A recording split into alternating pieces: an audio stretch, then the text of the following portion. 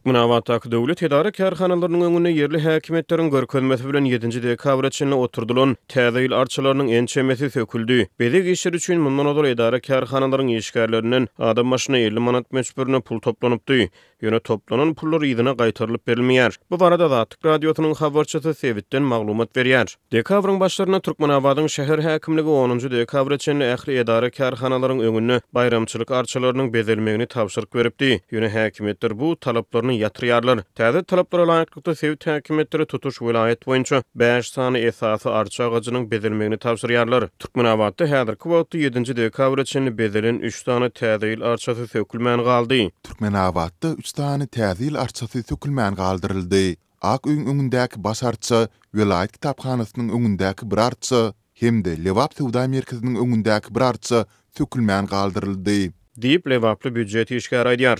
Geçen hepdeniň penşenbe gününe çene Türkmenabatyň seýilgählerine, mehmanhanalaryň öňüne, edara kärhanalaryň öňüne, bazarlaryň girilgesine, demir ýol mendiliniň öňüne we hassahanalaryň öňüne täze ýyl arçylaryny oturtmak we bedemek işleri alınıp barlýardy. Bedek işlerine niýetlenip her bir işgärden 50 manat meçberine pul toplandy. Ýokary götürüji kranlar üçin bir topar pul ýygnaldy. Ýygnalan pullar büdjet işgärlerine gaýtarylyp berilmedi.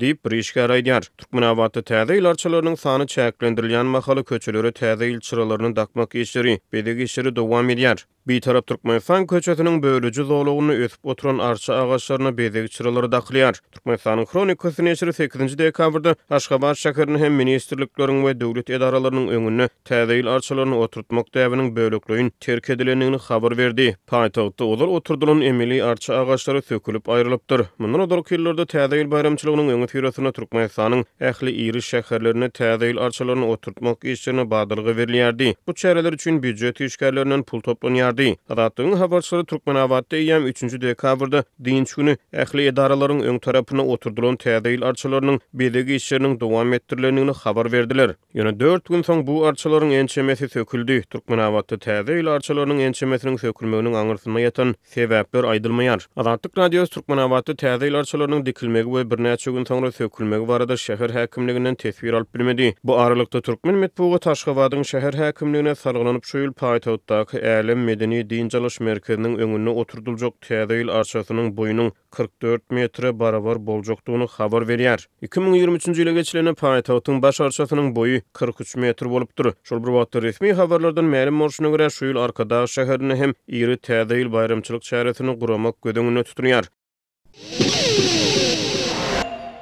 Balkan vilayetiniň bankomatlarynda emele gelen nagt pul yetmezçiliginiň ýygyny bu mesele paýtagyt Aşgabatda hem ýitileşýär.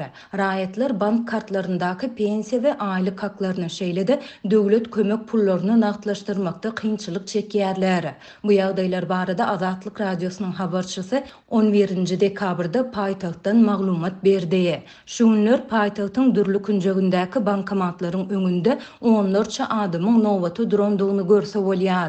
Köp bankomatda nagt yetmezçilik edýär. Adamlar haýsy bankomatda pul bar bolsa, şoňa baryp kartlaryndaky puly nagtlaşdyrmaga çalışýarlar. İlat pul nagtlaşdyrmakda uly kynçylyk çekýär diýip yerli ýaşaýjy şaýat bolan ýagdaýlaryny anonim şertde habarçymyza gurrun berdi. Paýtagtyň bankomatlarynda nagt yetmezçiligi şu aýyň ilkinji günlerinde ilatyň pensiýa we aýlyk haklarynyň şeýlede kömek pullarynyň bank kartlaryna geçirilip başlanmagy bilen emele gelip başlady. İlat kartlaryndaky puly tiz-tizden nagtlaşdyrmaga çalışýar. Ýöne bankomatlarda ýeterlik nagt tapdyrmaýar. Olar bir taraplyk we täze ýyl bayramlarynyň öňü tirasynda dükanlarda ardanlykda goýulan az haritlaryny satyn almaga ýykyn edýärler. Ertirki güne ynamy bolmadyk ilat haritlaryň hasta gymmatlamagyndan we bankomatlarda pulun düýünden tapdyrmazlygyndan aladylanýar. Dip habarçymyz aýtdy. Bellesek Türkmenistanda raýatlar bank kartlaryndaky pullary diňe bankomatlarda nagtlaşdyryp bilýärler ýa-da ondaky serişdeden diňe nagt däl söwdada peýdalanyp bilýärler. Ýöne ýurdun söwda nokotlarynyň diňe käbirinde tölew terminallary esasynda nagt däl söwda edip bolýar. Şeýlede köp söwda nokotunda tölew terminallary öçürilip tölewler diňe nagt kabul edilýär. Paýtagtyň häkimetleri bankomatlarda nagt pul ýeter ýetmezçiligi we onuň sebäpleri barada ilata açaçan düşündürüş bermeýärler. Adatlyň bu barada yerli maliýe edaralarynyň kommentari almak synanşyklary hem oňy netije bermedi. Prezident Vladimir Zelenski Argentina amal aşyran saparynyň ýygyny Ukraina dowamly himayet berilmegini gazanmak tagallalarynyň çäklerini Washingtona barýar. Ukraina basyp alyjy Rus güýçleri bilen uruşda ikinji agyr gysha taýýarlyk görýär. ABŞ prezidenti Joe Biden öz administrasiýasynyň Kiýewe berýän himayetini ýene bir gezek notamak üçin Zelenskini Washingtona çağırdy. Kongresde söwüş barýan ýurda ören zerur bolan $13 milliard mösberindäki harby we ykdysady ýardymlaryň berilmegini petikleýän Respublikanlar bilen çekişme dowam edýär. Zelenski 10 dekabrda özüniň Latin Amerikasyna malaşyran ilkinji resmi saparynyň çäklerini Argentinanyň täze prezidenti Javier Milei'in kasam kabul ediş dabarasyna gatnaşdy. Zelenski bu saparyň dowamyny ösüp barýan ýurtlaryň goldawyny gazanmagy umyd etdi. Zelenski Birleşen Ştatlarda ýardam bukçasynyň petigini açmak üçin haýyş bilen ýüzlenmäge taýýarlyk görýän mahaly Ukraina Daşary işleri ministri Dmitro Kuleba 11 dekabrda Brüssele bardy. Ýewropa Birleşiginiň 15 dekabrda Brüsselde geçirýän sammitine Kiýewiň agdalyk gepleşiklerine badylygy berilmegi babatyna hem de 50 milliard euro mösberindäki ykdysady ýardymlar boýunça karar kabul ediler. Biden Zelenskini 12 dekabrda aktamna kabul eder diýip aktamyň metbuat sekretary Karine Jean-Pierre aýtdy. Şeýle-de Ukraina lideri ABŞ senatorlarynyň öňüne ýüzlenme bilen çykyş eder we Wekiller Palatasynyň täze spikeri Mike Johnson bilen duşur.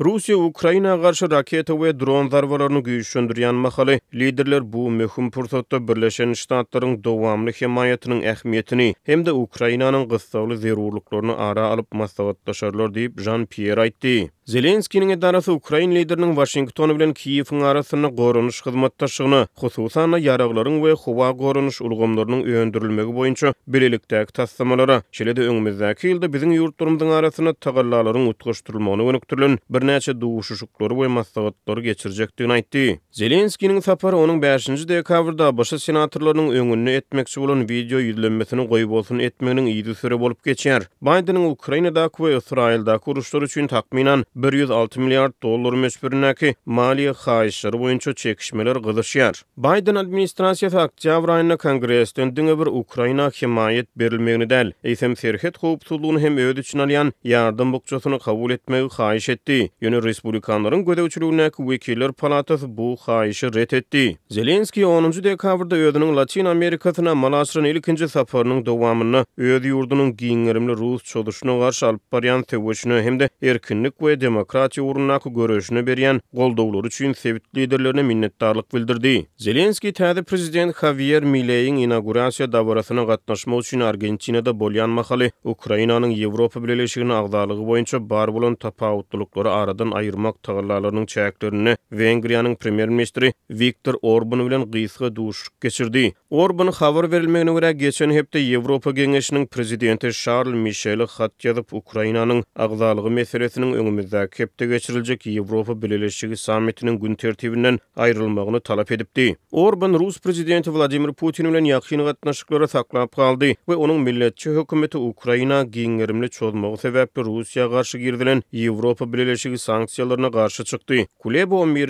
dekabrda Brüssele baranna Ýewropa Birleşigi Ukrainanyň kabul edilmegi boýunça gepleşikleriň başlamagyna ruhsat bermese, munyň Ukraina we Ýewropa Birleşigi üçin weýran edici netijeleriň boljakdygyny duýdurdy. Ýewropa Geňeşi bu karary kabul edip bilmese, munyň nähili weýran edici netijeleriň boljakdygyny men göz öňüne de getirip bilmeýärin. Men bu barada hatda gurrun etmek hem istemýärin diýip Kuleba duşugyň öňü sürüsini aýtdy. Kuleba Kiýewiň henize Wengriýanyň agyr beýanatlaryny düşünmäge çalışýanyny aýtdy. Ol Ukrainanyň Ýewropa Birleşiginiň kabul ediş gepleşikleriniň başlanylmagy üçin talap edýän kaziýet we bilim reformalaryny durmuşa geçirenini aýdyp sözüniň üstüne ýetirdi. Biz öý işlerimizi ýerine ýetirdik diýip Kuleba aýtdy. Biz Ýewropa Birleşiginiň öz öý işlerini ýerine ýetirmegine garaşýar diýip ol belledi.